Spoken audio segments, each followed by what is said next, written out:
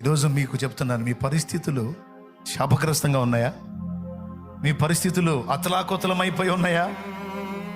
మోడుబారిపోయి ఉన్నాయా? మారా అనుభవాల్లో ఉన్నాయా?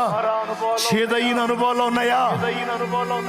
మారు మనసు పొంది పాప క్షమాపణ నిమిత్తం బాప్తిస్మం పొంది పరిశుద్ధ పరచబడి దేవుని వైపు తిరుగు. ఒక క్రొత్త జీవితం నీకు ఆయన సిద్ధపరిచి ఉంచాడు. ఒక క్రొత్త పేరు నీకు ఆయన సిద్ధపరిచి ఉంచాడు. ఇప్పటికే బాప్తిస్మం పొంది కూడా అలజడిలో బ్రతుకుతున్న వారలారా, మీ దోషాలు ఒప్పుకొని మారు మనసు పొందండి. రక్షణను ఎరిగి కూడా, రక్షణ పొంది కూడా మళ్ళా బుద్ధిహీనంగా మీరు చేసిన పనుల నుంచి మళ్ళుకొని తిరిగి ఆయన పాదాలు హత్తుకోండి.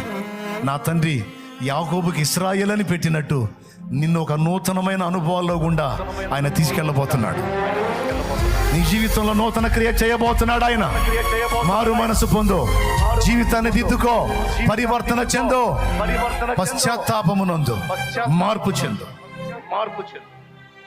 రాబోతున్న సంవత్సరాల్లో, రాబోతున్న దినాల్లో దేవుని నూతనమైన క్రియలు నీవు చూడబోతున్నావు. హల్లెలూయా, హల్లెలూయా, హల్లెలూయా. మీ జీవితాల్లో అలాంటి మార్పును ఆశించినట్లయితే ఈరోజే తీర్మానం చేసుకొని సరి చేసుకోండి.